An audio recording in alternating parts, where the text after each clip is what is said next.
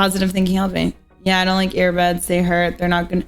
So actually, so you know what's crazy, Chaos, is the earbuds actually hurt my ears less and I get less ear infections. So when I use over-the-top headphones, I actually get more ear infections. And that's when I was streaming and getting ear infections quite frequently because I don't know, something about the pressure like this gives me really bad ear infections.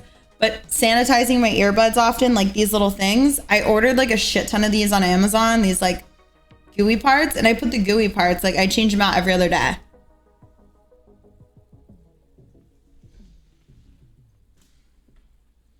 I'm sunburned, and then like, this is just me without makeup on top of it. So I'm sunburned, and then like, I don't think people understand, but like, so I'm super, super American, like super like Pennsylvania. I have dark circles.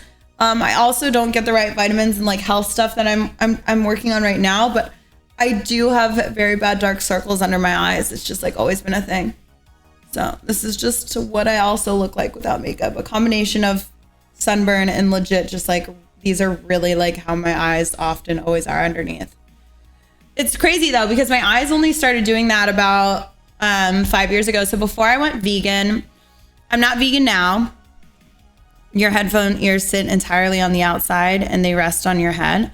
Oh, maybe you should send me a link for those because the other ones were squishing my ears. But you see, even my ears are red from being sunburned today. Like my arms kind of hurt, even though they're brown. But Razor Nazi, Nari. I was like, Nazi, that's weird. So weird. Advertising. Okay, so I was thanks, Mr. Scat. Okay, so I was vegan. I know it does look like I cry because my face gets very similar when I cry. But I went vegan about 5 years ago, right? And I never had this under eye problem. I always had, my under eyes looked very good. I didn't lose any of the fat. And if you look here, like I have a lot of fat loss here. And I even got surgery this year where they took out some of my fat and they put it underneath my eyes so I don't have to get filler. However, your body eats it out really quick. So I was vegan for 2 years and I got down to a very unhealthy amount of calories, a very unhealthy amount of weight. I would say definitely had a little bit of a problem because I got so obsessed with veganism that I actually started to not want to eat a lot of type of plants. I got so educated on a lot of the environmental stuff going on with it that I didn't want to eat products that were actually going to ruin the earth, like soy and everything like that, to where for a point in my life, I was only eating 600 calories a day or I was skipping. So I wouldn't eat one day and then I would eat 600 calories the next day. And I got a cut on my leg from set. And that cut actually led to me being septicemic. And I had to stay in the hospital for about a month. And it was basically like dialysis. They just like take your blood out and clean it and they put it back in. My body got a lot of other issues from it.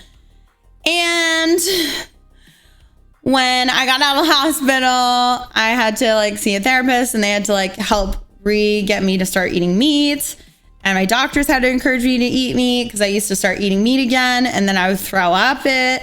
And it took me about 6 months to get across to actually eat meat again, because what I was doing is whenever I would be hungry for meat when I first started being when I first started being vegan, which I switched to being vegan. I went from being Pennsylvania, eat meat all the time, to being vegan in one day. I watched a documentary and decided in one day, right? So because I would still crave meat for the first couple months I was being vegan, I would go and I'd watch basically vegan porn where I'd just watch like stuff that would make you not crave meat, or I'd watch, which are also horrible videos, but truthful videos to where you're like, fuck, I don't want to eat any meat. So when I went to go to try and eat meat again, because everyone was encouraging me and told me I should, and my therapist, I had a diet therapist at the time because I needed to get with somebody for the help. He would actually yell at me, and it took me, eating eggs was the very first, what sauce is on my fucking controller? Eating eggs was the first thing that brought me back around to eating meat, and then salami. And it took me like maybe like 2 or 3 weeks of eating eggs before I stopped throwing them up. It's not easy to go plan. Yeah, it wasn't. And I didn't have the education. I just like crazy went to it. But then for about a year and a half. When you go septicemic, so my body started to eat its own muscle tissue. And when your body does something like that, it's like sends out some type of like chemical, and it takes so long for your body to stop making that chemical that makes it eats its own muscle. So for a very long time, I just had to go through like really, I had to just like wait out my body to get better. Yeah.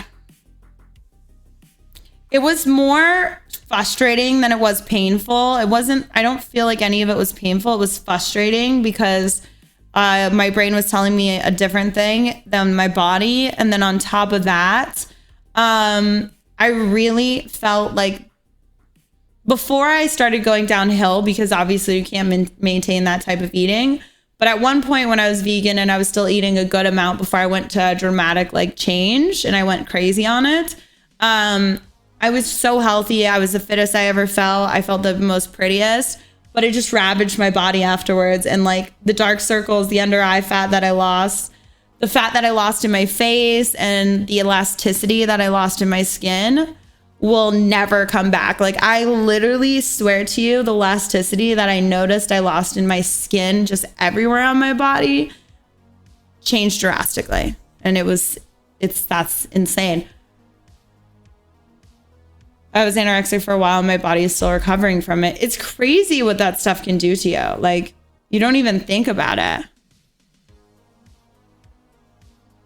So I was vegan. I was vegan for 2 years and 4 months.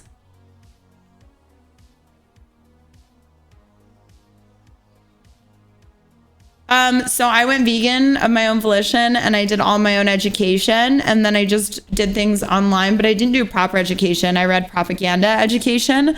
You know, like when I first started reading it, I was reading unbiased articles to where it wasn't necessarily about being vegan for a purpose. It was more so being vegan for health reasons or whatever. And when I was reading those things, you know, I was on the right track and I started doing vitamins. And then I feel like I fell into, because there's propaganda on any type of diet or anything you do. I felt like I fell into this like vegan propaganda, and not necessarily it was wrong, but it's very, very forceful. And it's like, you feel so passionately about life and animals that you just like continue to let it go on and go on. And I'm the type of person, I have the type of personality. If you know my porn, you know anything about me in life. I am the type of person that does everything to excess, like everything to excess. I cannot control. I have to find the right things in my life to become addicted to and to choose to be excessive with, because I have an addictive personality. My mom was an addict. My grandmother was an addict. My grandmother's 12 sisters and one brother were all addicts. So I have never been addicted to harsh pills, but I have an addictive personality where I choose things and I just fucking go balls to the walls. No, I mean, I had a long stint when I was in Miami as a stripper where I do like Molly, cocaine and everything, but it was just for probably about a year to 2 years of my life. And it was never actually to like only one time it was really bad, but it was fine after that.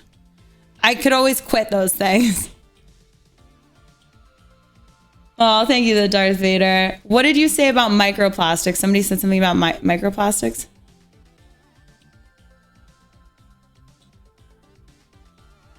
Yeah, I wish I could do things in moderation. I mean, I can't reprogram my brain. Like, I'm 30 years old. I cannot reprogram my brain. I can only put curiosity or questions before I do certain actions, right? But I can't reprogram the way I am, in all honesty. I can just choose whether to think about the outcome of those or the situation of things. And that kind of like dulls me back in a little bit. No, I was not crying. It's just how I am today.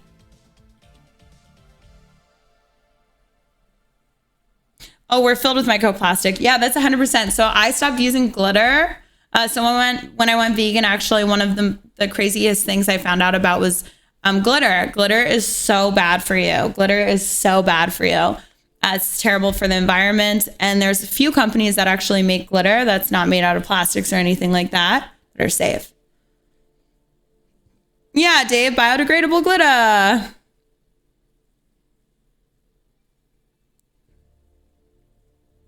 Oh, thank you, Morgan McClaymore. Thank you. There's an addictive habit-forming personality, and there's a genetic propensity towards chemical dependency. Both are tough to get over in their own way. Yeah, I probably have that for sure. That's why I won't take pain pills like that.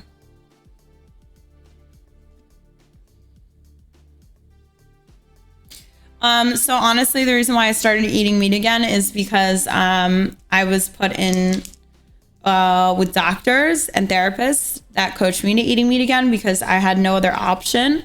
There was no way for me to safely maintain being vegan at that current stage in my life. My body needed it. And because I have years of the way I've been eating and a habit of eating meat, then to take all of that away all of a sudden completely ruined me. And it's not to say I can't go vegan again.